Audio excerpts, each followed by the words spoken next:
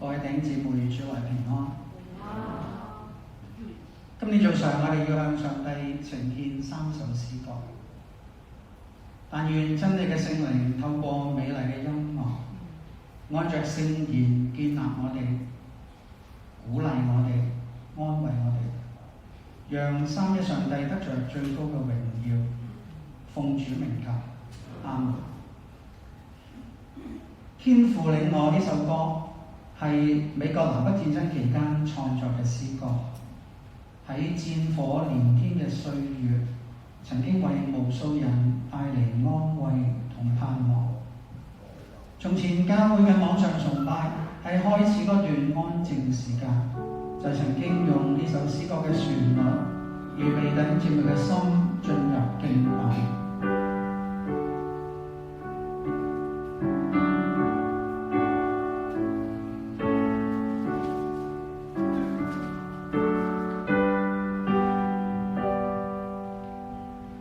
歌詞嘅靈感係嚟自詩篇23篇1到3節。耶和華是我的牧者，我必不致缺乏。他使我躺臥在青草地上，領我在可安歇的水邊。他使我的靈魂甦醒，為自己的名引導我走義路。我哋同唱1、2、2節。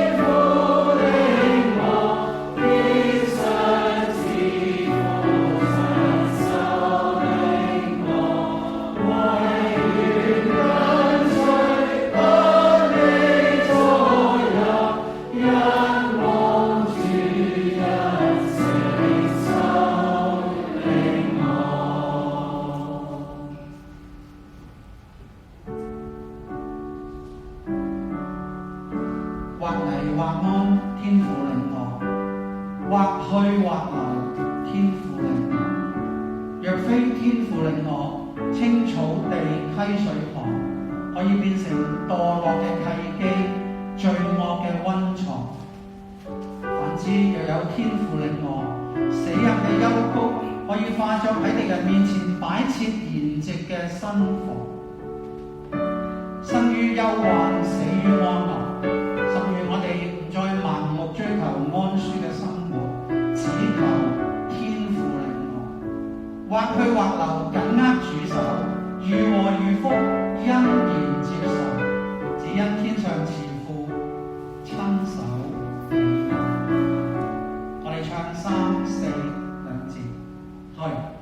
我願人也因主承受擔心。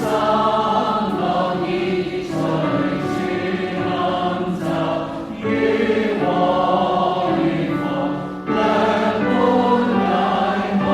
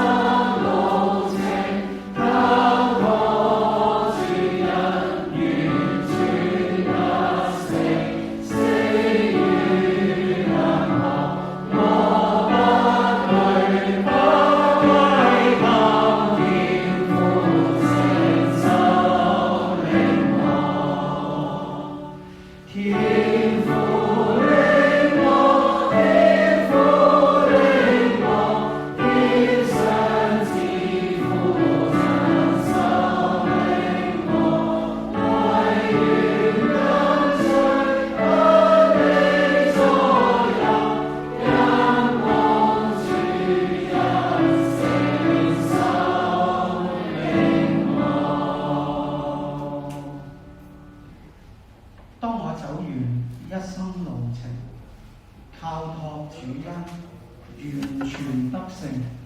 死如冷河，我不懼怕，唯靠天父聖手領我。我相信呢個係每一位基督宗徒嘅渴求，亦係潘霍華牧師一生嘅寫照。潘霍華1906年生於德國，21歲取得神學博士學位，24歲任柏林大學系統神學講師。1943年，佢因為參加反納粹主義運動被捕。1945年4月殉道，終年39歲。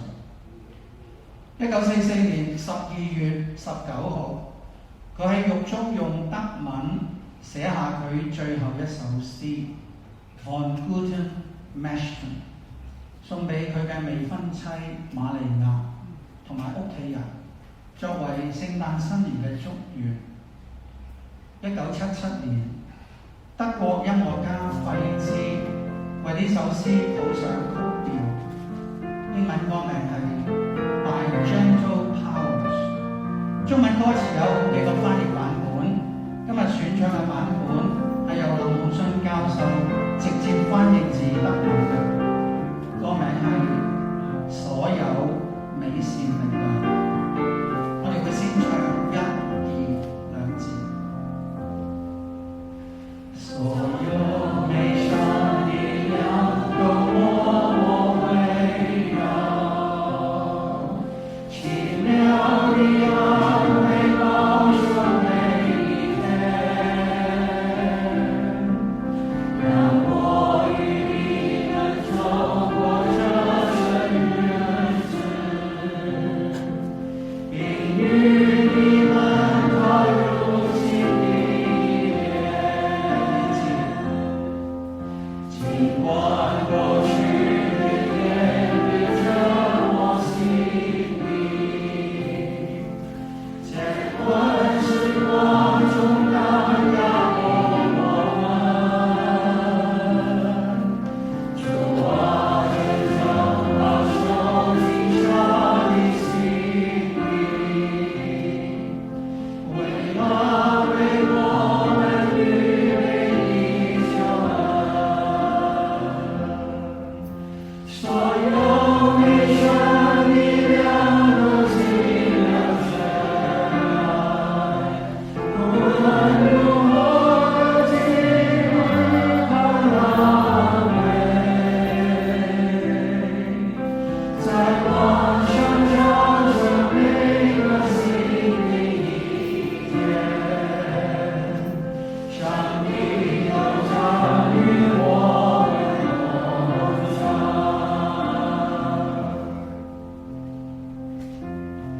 讓我與你們走過這些日子，並與你們踏入新的一年。我喺全首詩只係出現過1次，但我們就係出現11次。雖然被囚禁喺獄中，潘霍華就好似使徒保羅一樣，仍然關心佢嘅家人、朋友、弟兄姊妹，仍然有主內嘅團契生活，仍然心存盼望。佢喺獄中寫嘅書信、雜文同埋詩歌被結集成書。呢本266頁嘅獄中書簡已經係2022年出版嘅中文修訂第5版。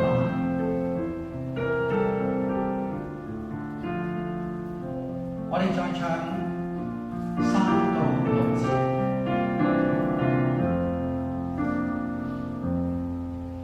讓你給我們一塊珍重福杯，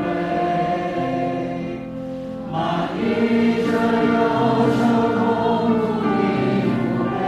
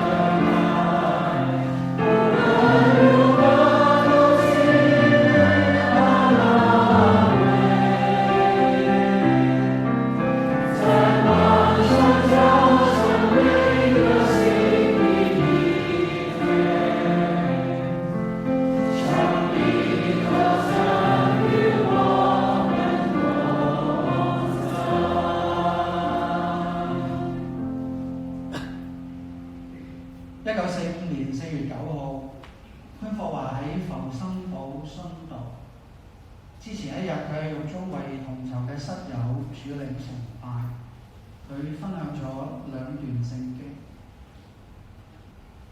哪知他為我們的過犯受害，為我們的罪孽壓傷。因他受的刑罰，我們得平安；因他受的鞭傷，我們得醫治。願頌讚歸於我們主耶穌基督的父上帝，他曾照自己的大憐憫，藉耶穌基督從死裏復活，重生了我們，叫我們有活潑的盼望。崇拜剛結束，秘密警察就出現，將佢帶走。臨離開嘅時候，潘霍華對其中一位室友講：這是終局，但在我卻是生命的開始。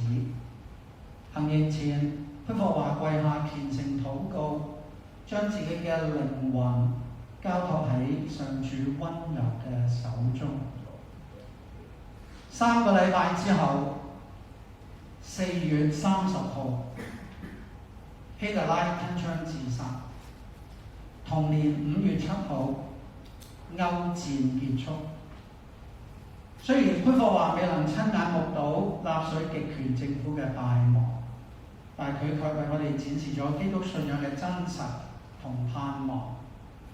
潘霍華嘅生命見證鼓勵我哋喺上帝似乎缺席嘅人間，參與世界嘅苦難，為教會、為他者、為眾生受苦。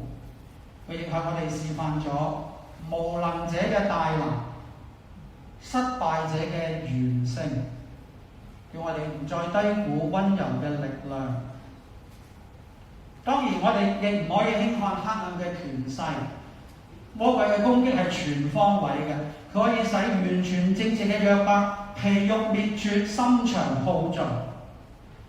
上帝若許可，魔鬼唔單止可以殺滅身體，仲會攻擊我哋嘅思想、感情、意志，妄圖摧毀我哋嘅靈魂。你知道嗎？魔鬼最善於踐踏人嘅自尊。請睇下佢點樣羞辱十字架上嘅主耶穌。懸掛上面嘅主係一絲不掛嘅，擔當我哋眾人罪孽嘅主又點會有遮羞布？但係主耶穌話：凡為我和福音喪掉生命的，必救了生命。呢度所講嘅生命，亦可以譯做靈魂。所以那照上帝旨意受苦嘅人，要一心為善，效法十字架上受盡凌辱嘅主耶穌，將自己靈魂交予那信實嘅造化之主。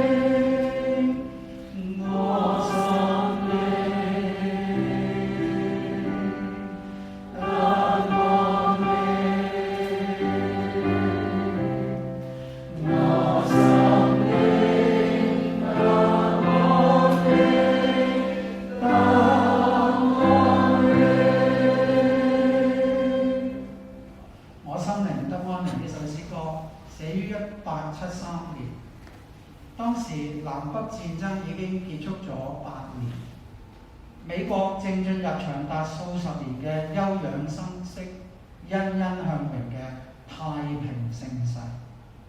而20世紀嘅2次世界大戰，對於位處大洋彼岸嘅美國，仲係好遙遠嘅事。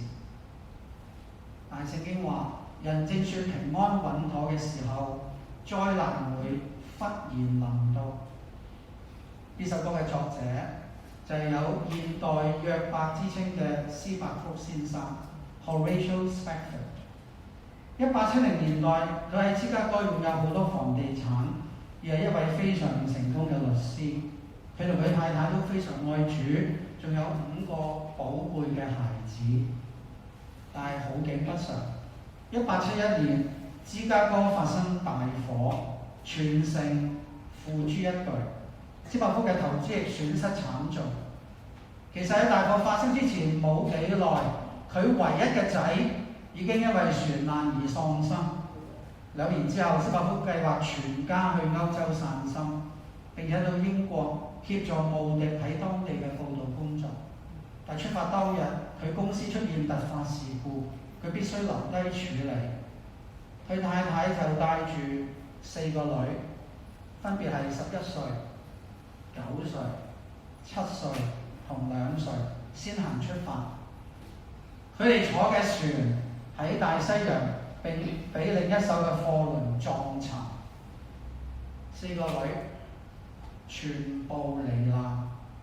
佢太太係少數生還者之一。佢喺拍俾丈夫嘅電報上面咁樣寫 ：Saved alone， 為我被救。斯伯福馬上坐船前去陪伴哀傷嘅太太。當船徐徐駛過海難發生地點嘅時候，斯伯福望住海面嘅波濤，內心非常難過。返到船艙，佢追想自己一生嘅遭遇，然後執筆寫下詩歌嘅第1句：有時享平安，如江河平又穩；有時憂傷來，似浪滾。呢個時候，上帝用美善、溫柔嘅愛圍繞佢，安慰佢，保護佢，使佢心裏邊充滿住上帝出人意外嘅平安。斯伯福喺詩歌嘅最後寫下呢一行字，佢話：我心靈得安寧，得安寧。It is well, it is well with my soul。唔緊要啦，呢一切都唔緊要啦，因為靠住愛我哋嘅主，在這一切嘅事上已經得勝有餘啦。上帝用出人意外嘅平安，守護咗佢自己僕人嘅心懷意念。我哋再唱呢首歌，今次我哋會唱晒4節。